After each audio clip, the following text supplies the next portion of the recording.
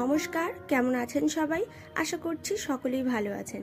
আমি চুমকি আরও একবার আমার চ্যানেলে আপনাদের সকলকেই স্বাগত জানাই। তো আজকে আরও একটা নতুন ইন্টারেস্টিং ভিডিও নিয়ে চলে এসেছি। আজকের এই ভিডিওতে আমি আপনাদের অনেক কুচি দিয়ে পাটিয়ালা প্যান্ট কিভাবে কাটিং করতে হয় এবং কিভাবে সেলাই করতে হয় সম্পূর্ণটা এই একটা ভিডিওর মাধ্যমেই শেয়ার করব। ভিডিওতে আপনারা হয়তো দেখে বুঝতেই পারছেন যে এখানে কতটা কুচি দিয়ে প্যান্টটা বানানো হয়েছে। আর আপনারা যদি এত কুচি দিয়ে পাটিয়ালা প্যান্টটা বানানো শিখতে চান, অবশ্যই কিন্তু পুরো ভিডিওটা কোনো রকম পার্ট স্কিপ না করে দেখতে হবে। আর যদি এখনো পর্যন্ত আমার চ্যানেলে নতুন হয়ে থাকেন, অবশ্যই কিন্তু চ্যানেলটিকে সাবস্ক্রাইব করে নেবেন এবং অবশ্যই বেল বাটন অন করে রাখবেন। আজকে কিন্তু এই প্যান্টটা আমি এটা একটা শাড়ি থেকে কাটিং করছি। শাড়ি থেকে কিছুটা কাপড় কাটিং করে নিয়েছি, সেটা থেকেই কিন্তু প্যান্টটা কাটিং করে দেখাবো। তো এখানে আমি মোট 3.5 মিটারের মতো কাপড় নিয়ে নিয়েছি। আর এদিক থেকে কাপড়টাকে প্রথমে একবার ডবল করে ভাঁজ করে নিয়েছি। দেখুন, ভাঁজ লাইনটা কিন্তু আমি নিজের দিকে রেখেছি এবং খোলা সাইডটা উল্টো দিকে আছে। এই অবস্থায় আরও একবার কাপড়টাকে মিডিল থেকে ভাঁজ করে নিতে হবে। আমি কিন্তু মোট এখানে কাপড়টাকে 4টে ফোল্ড করে নিয়েছি, কারণ আমি দুই সাইডের কলি একই সঙ্গে কাটিং করব। আপনারা যদি এই ধরনের পাটিয়ালা প্যান্টের কাটিংয়ের ভিডিও, স্টিচিংয়ের ভিডিও দেখতে চান, আমি আরও বিভিন্ন ধরনের প্যান্টের ভিডিওর লিঙ্ক অলরেডি এই ভিডিওর ডেসক্রিপশন বক্সে দিয়ে রেখেছি। তো প্রথমেই দেখুন, এখানে নিয়ে নিচ্ছি প্যান্টের লম্বার মাপ। আমার এখানে প্যান্টের লম্বা আছে 36 ইঞ্চি। 36 ইঞ্চিতে লম্বার মাপ নেব, তবে 36 থেকে আমি 7 ইঞ্চি বেল্টের জন্য মাইনাস করব। যে কোনো সাইজের ক্ষেত্রে কিন্তু 7 ইঞ্চি অবশ্যই বেল্টের জন্য মাইনাস করে নিতে হবে। যদি ছোটদের জন্য কাটিং করেন তাহলে 5 ইঞ্চি বেল্টের জন্য রাখবেন। যেহেতু আমি এটা বড়দের জন্য কাটিং করছি, তো ওপরের সাইড থেকে আমি 7 ইঞ্চি বেল্টের জন্য মাইনাস করে নেব। তারপরে 29 ইঞ্চিতে প্যান্টের লম্বার মাপ নেব, কারণ 36 থেকে যদি 7 ইঞ্চি মাইনাস করি তাহলে হচ্ছে আমার এখানে 29 ইঞ্চি।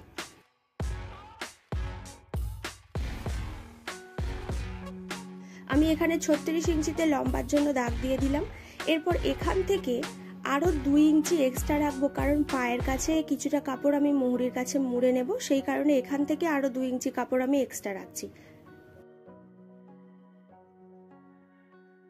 এরপর এই দাগ বরাবর কাপড়টাকে কাটিং করে নেব, আর যে এক্সট্রা কাপড় থাকবে এটা থেকে কিন্তু আমি বেল্টের পার্টটা কাটিং করে নেব।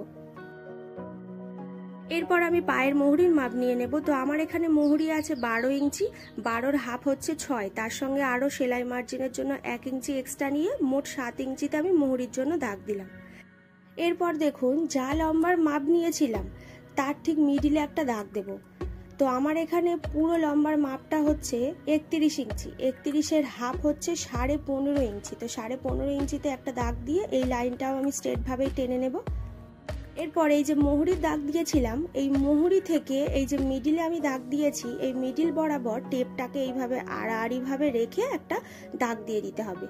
এই লাইনটা আমি স্ট্রেটভাবে পুরোপুরি টেনে নিচ্ছি। এরপর এই দাগ বরাবর পুরো কাপড়টাকে এইভাবে কাটিং করে নেব এবং যে এক্সট্রা কাপড়টা এখানে কাটিং করে নিয়েছি, এই কাপড়টাকে আমি এইভাবে উঠিয়ে নিয়ে এখানে জয়েন্ট করে নেব। জয়েন্টটা কেন করছি? যাতে আরও কুচিটা আমাদের বেশি হয়, সেই কারণে আমি এই কাপড়টাকে এখান থেকে জয়েন্ট করে নেব। তো সেলাইয়ের সময় আমি কাপড়টাকে জয়েন্ট করে নেব, এখন আমি কোনো রকমভাবে জয়েন্ট করছি না। এরপর আসনের পার্টটা কাটিং করে নিচ্ছি। আসনের পার্ট কাটিং করার জন্য যা পাছার মাপ থাকবে তাকে 4 ভাগ করব, তার থেকে 2 ইঞ্চি মাইনাস করব। আমার এখানে পাছার মাপ আছে 44 ইঞ্চি। 44কে 4 ভাগ করলে হচ্ছে 11। 11 থেকে আরও 2 ইঞ্চি আমি মাইনাস করছি। তো মোট আমি এখানে 8 ইঞ্চিতে আসনের মাপটা কাটিং করে নিচ্ছি। এখানে 8 ইঞ্চিতে দাগ দিয়ে শেপটাকে কিন্তু আমি এইভাবে হালকা করে বাঁকিয়ে নেব।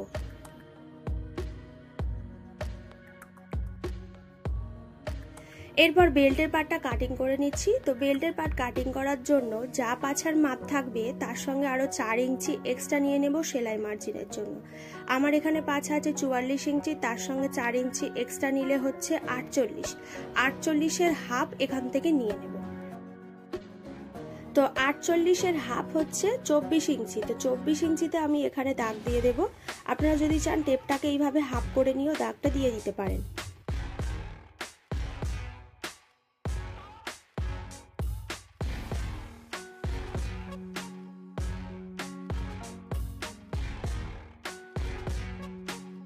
এরপরে দেখুন লম্বার মাপটা কত নেব। তো তো লম্বা আমি বেল্টের জন্য রেখেছিলাম 7 ইঞ্চি, যেহেতু আমি কোমরের কাছে দড়ি লাগাবো সেই কারণে আরও 3 ইঞ্চি আমি এক্সট্রা রাখছি। তো মোট আমি এখানে 10 ইঞ্চিতে লম্বার জন্য দাগ দিয়ে দিয়েছি।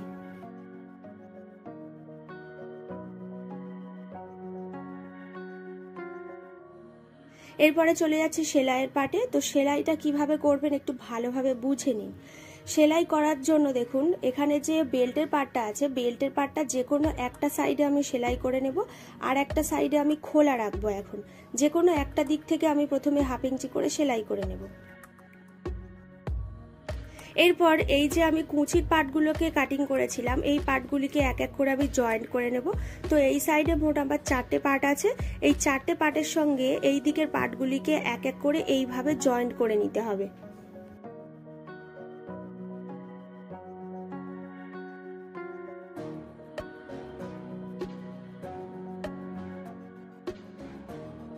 তো এখানে দেখুন আমি দুই দিকের পার্টই কিন্তু জয়েন্ট করে নিয়েছি।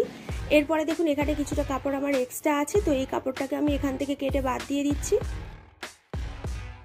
পায়ের মোহরির কাছে যে আমি 2 ইঞ্চি কাপড় এক্সট্রা রেখেছিলাম, এই জায়গা থেকে দেখুন কিভাবে কাপড়টাকে মুড়ে নেব। প্রথমে 1/2 ইঞ্চি মুড়বো, তারপরে আরও একবার 1.5 ইঞ্চির মতো কাপড় এইভাবে মুড়ে পুরোটাকে সেলাই করে নেব। এরপরে আসছি কুচির পাটে। তো কুচির পাটটা কিভাবে জয়েন্ট করছি একটু ভালোভাবে বুঝে নিন। এখানে বেল্টের পাটটাকে একটা সাইডে আমি সেলাই করে নিয়েছি। এরপর সেলাইয়ের কাপড়টাকে আমি ব্যাক পার্টে রাখবো এবং খোলা সাইডটা আমি সোজা দিকে রাখবো।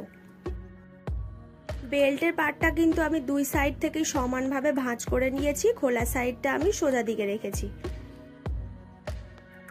কুচির পাট জয়েন করার আগে কোমরের কাছে যে আমি 3 ইঞ্চি কাপড় এক্সট্রা রেখেছিলাম, এই কাপড়টাকে প্রথমে 1/2 ইঞ্চি মুড়বো, তারপরে আরও একবার 2.5 ইঞ্চির মতো মুড়ে এইভাবে আমি সেলাইটা করে নেব, কারণ এখানে আমি পরবর্তীকালে দড়ি লাগাবো।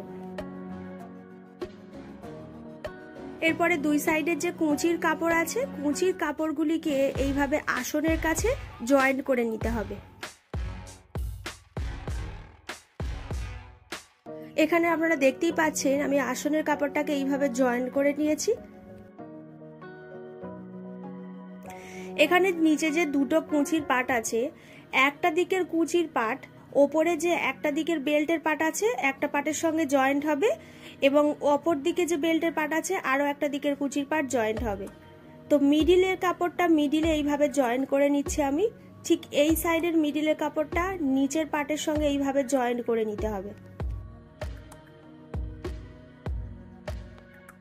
আর কুচিগুলো ঠিক এইভাবে রেখে কুচিগুলো পুরোটা দিতে হবে। তো আমি এখানে কিভাবে জয়েন করছি একটু ভালোভাবে বুঝে নিন। একটা সাইডের বেল্টের পার্টের সঙ্গে আরও একটা সাইডের কুচির পার্ট জয়েন্ট হবে, আর এইখানে মিডিলের যে আসনের কাপড় আছে এই দুটো কাপড় কিন্তু পুরো স্ট্রেট ভাবে জয়েন্ট করতে হবে, এবং অপর সাইডে যে আরও একটা কুচির পার্ট এবং বেল্টের পার্ট আছে অপর সাইডেও একইভাবে জয়েন্ট করতে হবে।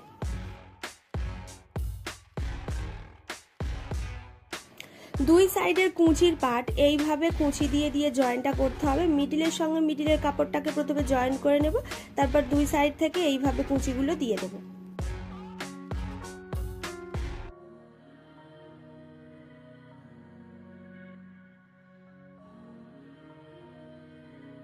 তো এখানে দেখুন আমি সুন্দরভাবে কুচি দিয়ে দিয়ে পুরো পার্টটাকে জয়েন্ট করে নিয়েছি।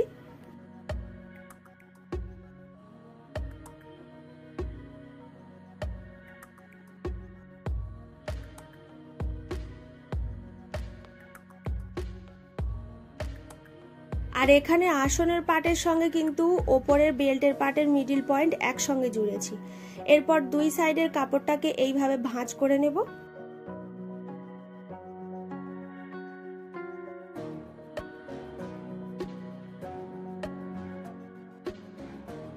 এরপরে বেল্টের মিডিলের পার্টের সঙ্গে আসনের কাপড়টা এইভাবে স্ট্রেট ভাবে জয়েন্ট করে নিতে হবে।